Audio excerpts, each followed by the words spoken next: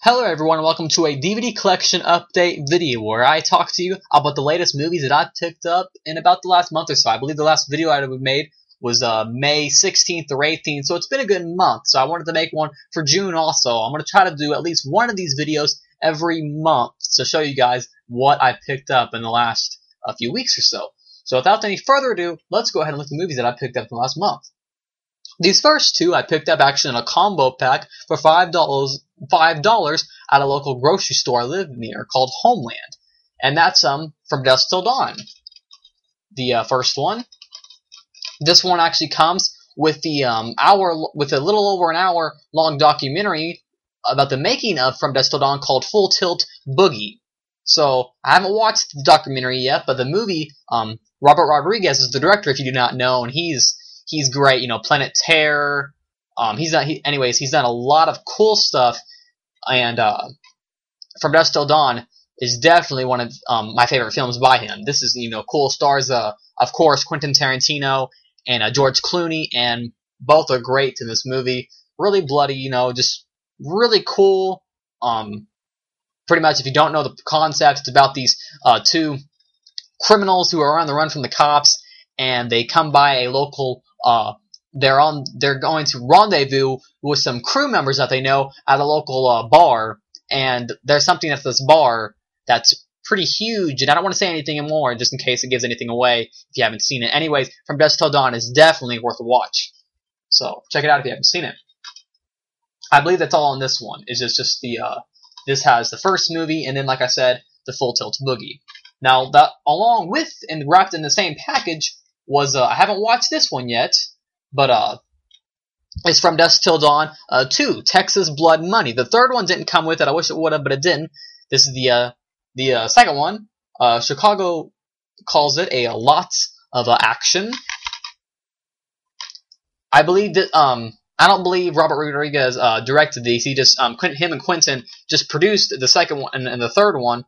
But the first five, I've watched the first 5 or 6 minutes of the film, and it's kind of cool because it has Bruce Campbell, and it's kind of cool because it's taking place almost like in a From Dusk Till Dawn movie. Like they're on an elevator and bats fly in and kill them both, and then it zooms out and it's on a TV. So it's kind of like a spoof throwback thing. And I thought that was kind of interesting. Anyways, Danny Trejo is in this one as also he's in the first one. So it's pretty cool. I haven't seen this, but I'm sure it's a decent film. I'm sure I'd like it. Anyways, this one is just no special features at all, just the straight movie. This next one, I've only seen one out of this franchise, and it's the film I'm going to show you, and that is Blade 2, the only one I've seen. Like I said, this is the New Line Platinum Edition. I picked this up on Amazon for, I believe, like a penny. It came to like $3 or $4 with tax, so a great deal. Anyways, Roger Ebert from Chicago Sun-Times calls it pure action, bloody, and well done. So, anyways, of course, Wesley Snipes playing Blade, and this is a cool film, just, about him, slaying, vampires. It's a cool concept, and I like Blade. It's just a fun film. This one comes with 2 commentaries, of course, widescreen edition, deleted and alternate scenes, art gallery, making of, trailers, music video, DVD-ROM, special features, all kinds of cool stuff, special edition 2-disc. So definitely, if you haven't seen Blade 2, this is definitely one to pick up. I personally love the film. It's a very fun watch, very entertaining. Pick it up if you haven't got the chance. This next film is a found footage film that's foreign in the Spanish language. A great film by the name of Atrocious. It's a bloody disgusting, a select film, and recently I've been watching a few of the films to see what bloody disgusting picks, and recently I haven't been too disappointed. They're pretty good films. Some of them are, not all of them. I wasn't too fond of Yellow Brick Road, but I like stuff like Rambach, Berlin Undead. I thought that was decent, and this is better. But I really like Atrocious. Punchbowling.com calls it 2011's answer to Cultist Paranormal Activity. I think I may have liked this more than Paranormal Activity. I don't know. It's not nothing like Paranormal Activity really, but both found footage films is their only similarity. Anyways, if you don't know what it's about, it's pretty much about these kids that move into a house that they used to live in when they were kids, and they're older teenagers now. And they move in, and there's a maze or a labyrinth near next to their house, and it's kind of a ghost story that surrounds this labyrinth, and that's pretty much the gist of the film. It's very cool, so definitely check it out if you haven't got the chance. Like I said, it's in the Spanish language. Apparently, it won the Slam Dance Film Festival, and it also was selected at the International Sitges Film Festival. So if you know what those are, I guess that's notable. Anyways, this one's pretty cool. Only comes with a making of. Anyways, Atrocious, definitely worth a watch. This next film is an amazing film. Probably, I don't know, one of the best ones I've picked up recently. And that is Ty West is the director of this one. And it's called House of the Devil. And this is a great one. It's set in the 80s. Everything seems like the 80s. It definitely fits in. Just look at the poster art. It has 80s all around it. The film is, like I said, it's set in the 80s. Pretty much about this girl who is trying to get a job. And she finds babysitting at a person's house, and the people get a hold of her. But when she goes to the house to babysit, it ends up being a little more than she bargained for, and ends up being something totally different, and totally creative, innovative, just really cool concept, and just takes a huge twist about halfway through. I won't say what it is, but it takes a huge twist about halfway through, and ends up being really cool. So anyways, House of the Devil is definitely worth a watch. Like I said, the camera shots, she carries around a cassette player through some of the film, and, she's listened to it, so it's set in the 80s. The clothing, just really cool. But it came out in 2009, so that's what really makes it cool. If you were to tell someone, hey, watch this, they would probably think it's an 80s film just by the look of it. But then, you'd be like, oh, by the way, it came out, in 2009, and they'd be like, huh, that's interesting. Anyways, like I said, directed by Ty West, same guy who did The Innkeepers, so definitely worth a watch. Todd Brown from Twitch Film says, the American indie horror flick of the year. The New York Times calls it a horror movie with real shivers, and they give it 4 stars. And US Today says unbearably suspenseful. I got the slipcase and all. Before the film starts, too, they also say that it's supposedly based on true events, and if you don't know, that was a standard trope they would use in a lot of 70s and 80s horror films like Texas Chainsaw Massacre, Last House on the Left, I Spit on Your Grave. They would say this about a lot of horror films, and when you would actually look into it, a lot of these films weren't true. So they were partially true, but a lot of them weren't full-on true, like the film would say. This one even says that. So, anyways, really cool. Comes with 2 commentaries, behind the scenes, deleted scenes, interviews, and the trailer. So, pretty good addition. Picked this up for about $5 at a local movie store that I live near. That's all the DVDs that I picked up recently. Now I'm going to show you some of the VHS tapes that I picked up. A lot of people think that VHS tapes are irrelevant, but me, I still think that they're, I still like them. I don't mind picking them up for cheap. And these next 3 I've gotten for 50 cents a piece, so why not? I picked them up at my girlfriend's flea market, actually. So, and the first VHS is Anaconda. Like I said, I picked up 58 cents. Of course, starring Jennifer Lopez, Ice Cube, John Voight, and Eric Stoltz. Haven't seen this in full. I've seen parts of it. I've seen the ending, caught a few of it on TV years ago.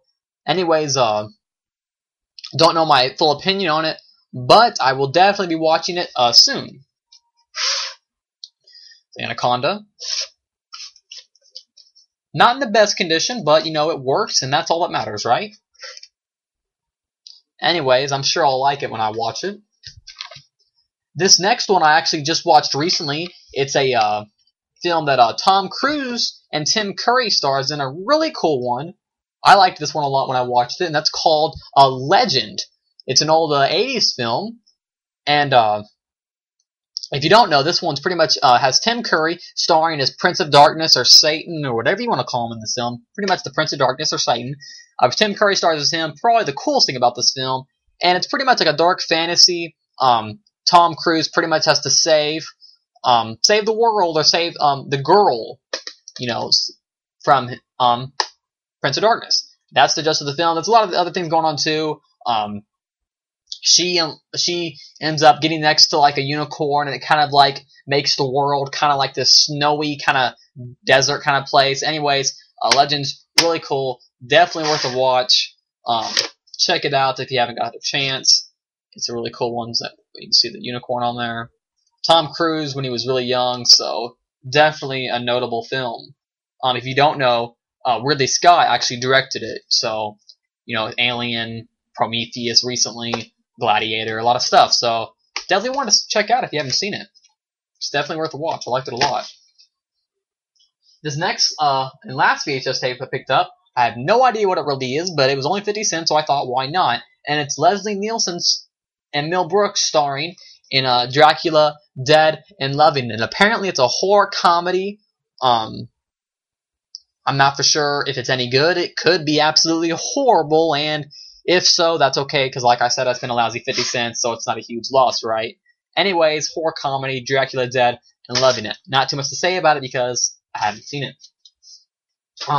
This next one is a 360 game that was given to me, and I haven't played it, and I'm not usually too big on games like this, but I might give it a shot, and that's NCAA 08 football for the Xbox 360. It was given to me. I'm usually more on a games, kind of like, I like shooters and stuff like that. Sport games I don't mind if they're like NFL Blitz, anything like that, with rules and with no rules, but with stuff with rules I'm not too fond of because I don't feel like I have a lot of freedom.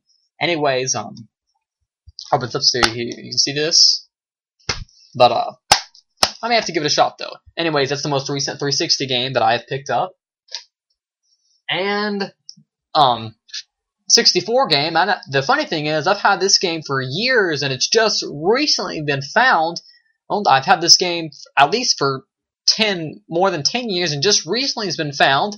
Like I said, it's an old Nintendo 64 game, and that's called Mario Party. Don't have the case or anything like that, but I just recently found it, and me being kind of retro, I've been not recently, but months ago, I bought a good 5 or 6 64 games, and I have a 64 and some controllers, and I wanted to go back and play, to bring back some nostalgia reasons and so.